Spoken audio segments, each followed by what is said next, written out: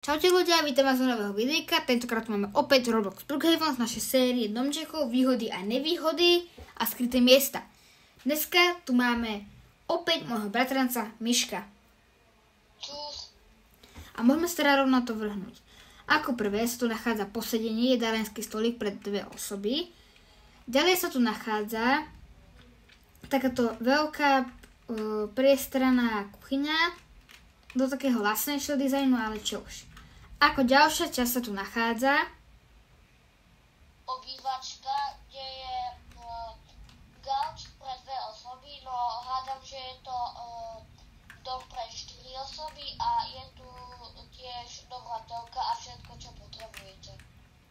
Ako ďalšie sa tu nachádza garáž, kde sa nachádzajú aj pračka, aj sušička s funkčnými garážovými dvermi.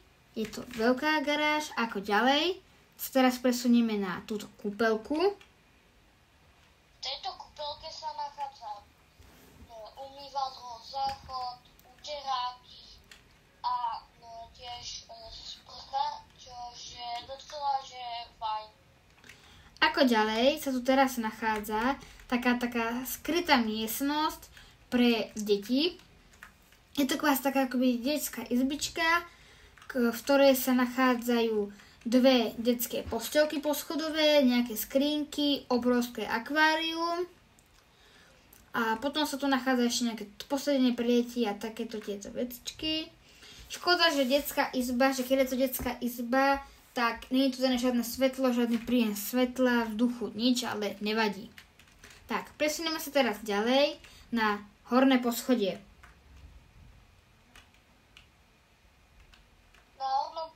Prvá izba je znovu detská izba, je tu polička, počítač, poschodová posteľ, nejaké knížky a ešte nejaké obrazy a tak ďalej.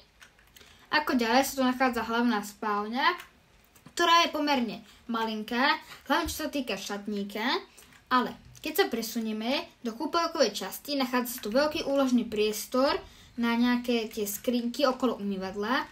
Ďalej sa tu nachádza dosť priestranný záchod.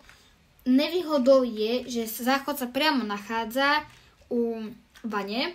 Potom sa tu nachádza priestranná sprcha s takouto vaničkou. Škoda opäť ako dole pri tej kúpeľke, že to nemá takúto zásteru. Ale to už je maličkosť. Ako ďalej sa teraz presunieme na vonkajšok.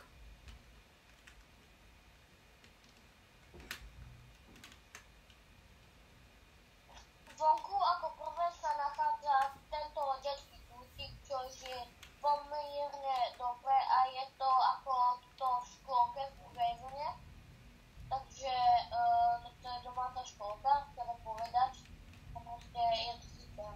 Takýto chaos. Ako ďalej sa tu nachádza priestor na bazén, takže doma premium si tu dokáže spavnúť bazén. A nachádza sa tu pri bazéne hned aj grill a hned ako ďalšie sa tu nachádza